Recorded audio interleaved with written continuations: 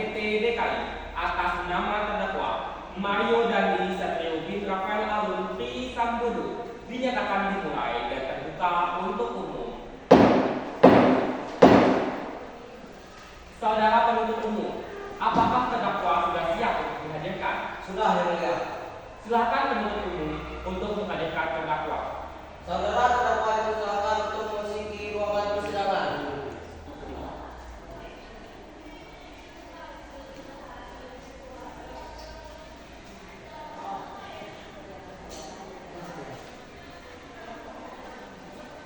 Saudara Mario Dandi, apakah dalam keadaan sehat? Sehat, Yang Mulia. Baik, saya akan menanyakan identitas saudara. Nama, Mario Dandi Satrio alias Dandi. tempat tanggal lahir, Jakarta 30 Oktober 2003. tempat tinggal, Alamat Kepulauan Jeruk nomor 12 RT 4 RW 3 Kelurahan Seraseng Kecamatan Kembangan agama, Isuk Katolik kebangsaan. Indonesia. Saudara dilakukan penangkapan pada tanggal 22 Februari 2023 dan ditahan sampai saat ini. Saudara oleh penuntut umum didakwa melakukan tindak pidana pasal 353 ayat 2 KUHP dan pasal 355 ayat 1 tentang penganiayaan berat. Di sebelah kanan ada tim penasihat hukum saudara. Apakah benar? Benar, Yang Mulia. Saudara penasihat hukum, apakah saudara membawa surat khusus dari terdakwa dan kartu advokat saudara? Jika ada, mohon kami tunjukkan. Ya, Majelis.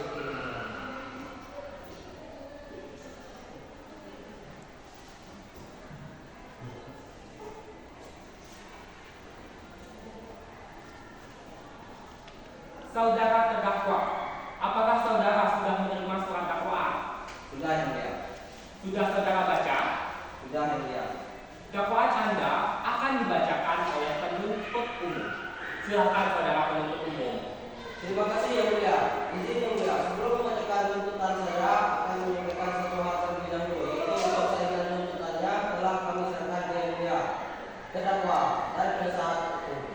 Di sana pada halaman 19 masih tertulis saksi Mario Dandi dan kami ingin berubah menjadi terdakwa Mario Dandi. Baik, silakan dibacakan dakwaannya.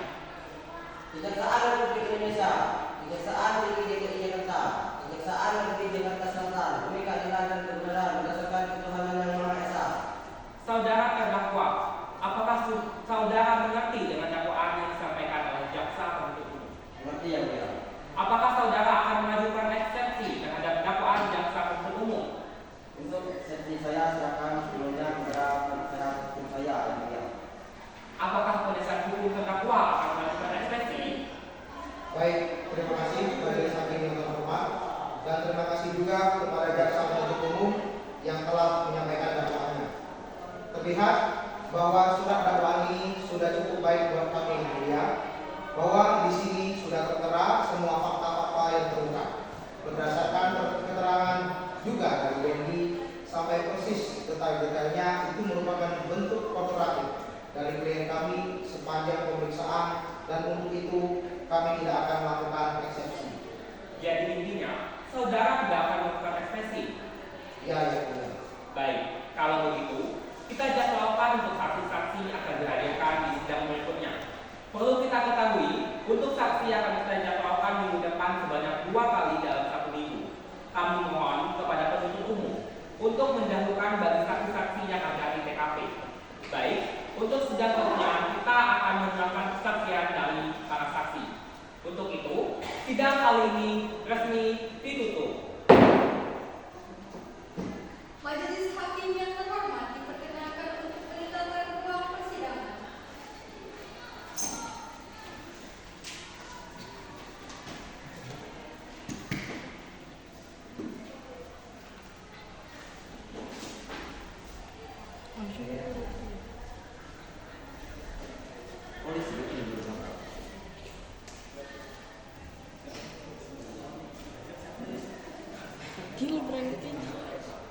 Majelis Hakim memasuki ruang sidang.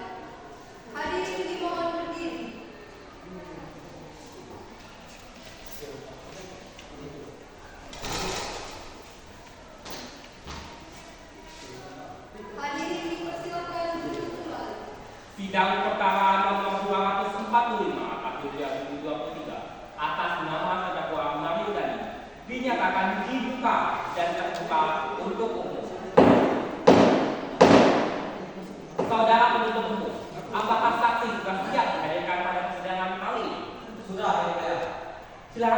dihadirkan ke ruangan sidang. Saudara saksi silakan untuk memasuki ruangan persidangan.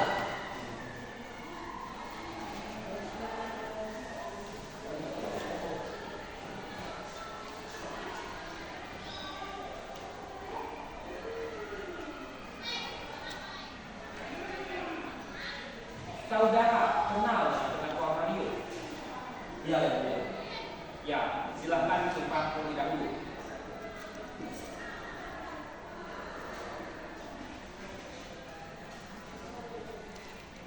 Saya berjanji sebagai saksi dalam perkara ini.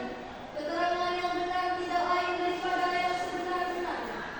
Saya berjanji sebagai saksi dalam perkara ini, keterangan yang benar tidak lain daripada yang sebenar-benarnya. Saudara saksi Rudi, apa yang saudara ketahui kejadian ini? Baik, yang pertama pada tanggal 20 itu ada informasi dari anak saya bahwa David mau main ke rumah. Saat itu saya baru pulang dan David baru datang. Dan untuk kamu yang sudah lama kenal itu, aktivitasnya ada di lantai 2. Jadi David dan anak saya saat itu awalnya sedang berada di lantai 2 rumah. Rumah saudara itu lokasinya ada di mana? Perumahan Green Permata Residence. Lalu setelah itu, bagaimana lagi kejadiannya? Saat itu anak saya sempat bilang buat minta panggilan security karena ada matanya David datang. Maksudnya buat usir matanya David itu. Tapi David sempat bilang buat tak perlu dipanggil aja security-nya. Terus saya minta istri saya buat cari nama security. Setelah itu saya sempat ke rumah mandi dan saat saya keluar saya lihat ada mobil Rubicon dari bawah rumah. Lalu saya lihat ada seseorang yang katanya itu bukan seperti sedang memotor. Saya langsung teriak istri saya buat cek. Saya tanya istri saya, ada apa? Dia tak jawab apa-apa. Dia langsung keluar rumah, terus lari keluar. Saat saya lihat dari bawah rumah lagi, saya lihat David itu posisinya udah terpulang. Setelah itu, bagaimana? Saya keluar, langsung saya tanya, lu ngapain? Mario jawab, saya cuma pukul perutnya 2 kali. Terus saya jawab, kenapa lu pukul? Dia jawab, dia lekihin adik saya. Saya bilang, kalau lekihin, belok polisi. Jangan angkat orang beginiin. Terus saya sedang minta security ambil TP-nya. Saat itu, lebih dulu siapa datang ke lokasi Anda atau security? Security, karena sebelumnya saya sudah teleponan security. Saya bilang ada keributan. Setelah itu, apa yang saudara lakukan lagi? Saat itu saya shock dan istri saya langsung teriak suruh bawa ke rumah sakit. Setelah itu saya sempat diam dulu. Saya pikir mau kejar dia langsung atau saya biarin hukum yang aja yang berlaku. Setelah itu saya ambil mobil untuk ke rumah sakit. Setelah itu saya bilang ke security pastiin istri dan anak saya tetap di rumah dan tidak keluar dari tempat tersebut, termasuk mobilnya jangan sampai keluar. Baik, saya rasa cukup untuk pertanyaan. Baik. Untuk sidang kali ini, silakan hadirkan saksi berikutnya. Kepada jaksa penuntut umum, dipersilahkan untuk menghadirkan saksi berikutnya.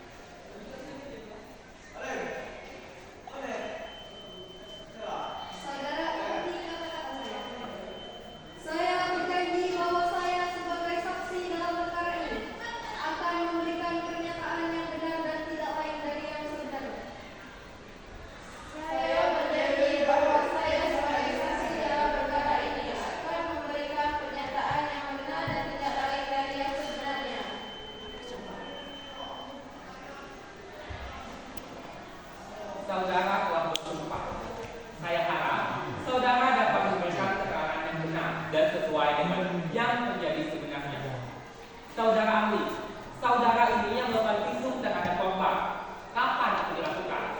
Saat itu pada 20 Februari sekitar pukul 8 malam di rumah sakit ini.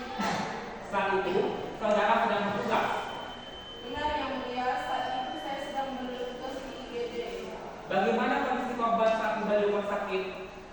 Saat itu korban tidak disadarkan diri dan dalam kondisi koma berat dan datang dibawa oleh beberapa orang. Saat itu dilakukan pemeriksaan, terdapat luka robek di bagian atas mata sebelah kanan dan juga ada luka lecet pada sekitar pelipis kanan. Kemudian ada memar di pipi kanan. Kemudian ada robek di bagian bibir bawah sisi. Selain luka, ada hal lain yang saudara temukan. Jadi saat korban pertama kali datang itu dalam kondisi tidak sadarkan diri. Lalu tindakan apa yang pertama kali saudara ahli lakukan? Ketika pertama kali datang, kami selalu dokter umum melakukan penanganan awal dan pemeriksaan lanjutan seperti laboratorium dan CT scan. Dari hasil laboratorium, apa yang saudara temukan? Dari hasil laboratorium ditemukan adanya infeksi bakteri pada darah korban. Pada hasil CT scan ditemukan ada pembuahan darah di bagian bibir dan tampak pembelahan pada sinus. Silahkan ikuti penasihat hukum terdakwa untuk menyampaikan sesuatu pada saudara ahli. Baik, terima kasih. Yang mulia. Saudara ahli tadi menyatakan bahwa saudara merupakan dokter umum yang merawat korban. Bisa sebutkan tindakan medis apa yang bisa dilakukan oleh dokter umum? Pertama pemeriksaan awal kondisi korban, kemudian melakukan rencana pemeriksaan lanjutan, memberikan terapi awal saat pasien datang.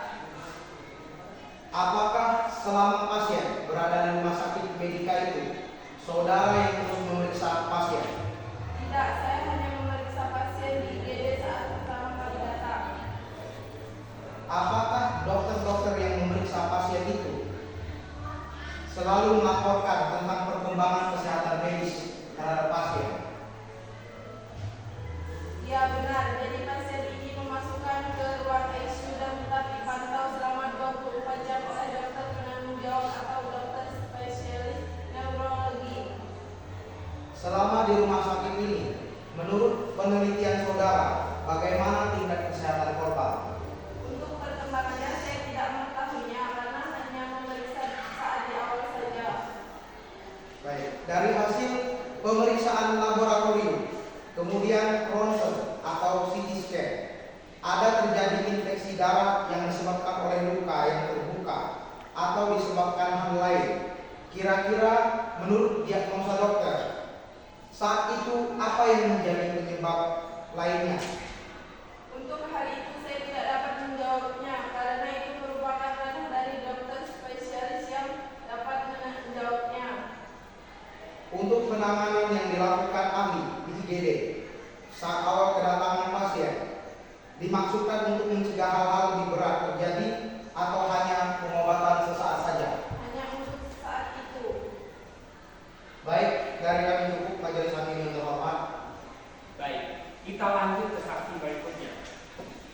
Saudara saksi, apakah saudara pernah melakukan perawatan pada korban David? Iya yang mulia. Posisi Anda sebagai apa? Saya sebagai dokter penanggung jawab utama. Kapan mulai melakukan pemeriksaan itu? Saya mulai menangani David itu pada hari Rabu sekitar jam 12 atau ketika pasien dipindahkan dari rumah sakit Medika ke rumah sakit Maya pada Kuningan. Saat itu pasien langsung masuk ke UGD dan saat itu kondisinya sedang koma dan tidak ada respon apapun terhadap masalah yang kami lakukan. Dan memang saat di rumah sakit Medika memang belum ada penanganan yang baik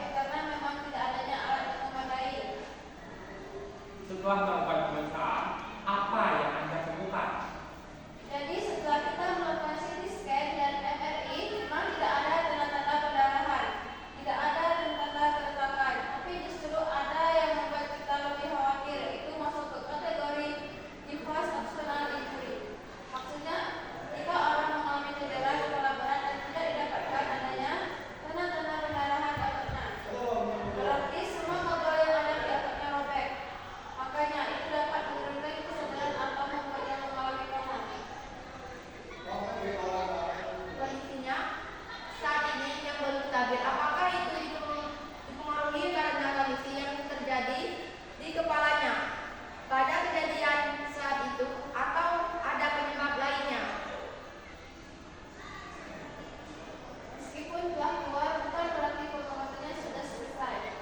Jadi walaupun kita pulangkan saat itu mengenai kondisi fisiknya yang sudah lebih membaik, tapi untuk masalah emosi dan kondisinya akan lebih baik kalau kita kembalikan lagi ke pihak keluarganya untuk latihan beradaptasi. Tapi tetap kita pantau, kita monitor kondisinya setiap bulan.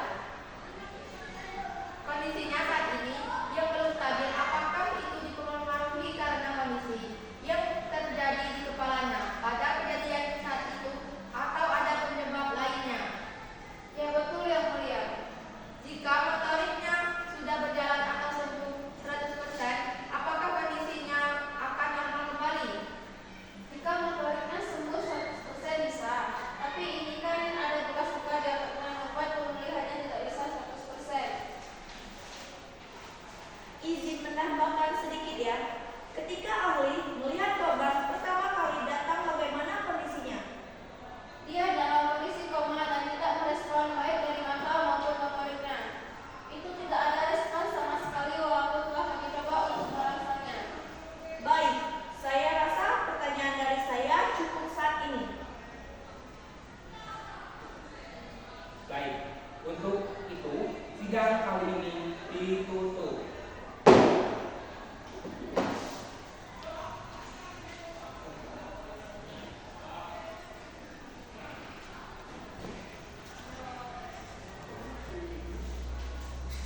Sidang perkara nomor 297 tahun 2023 atas nama terdakwa Mario Dendi dinyatakan dibuka dan terbuka untuk umum.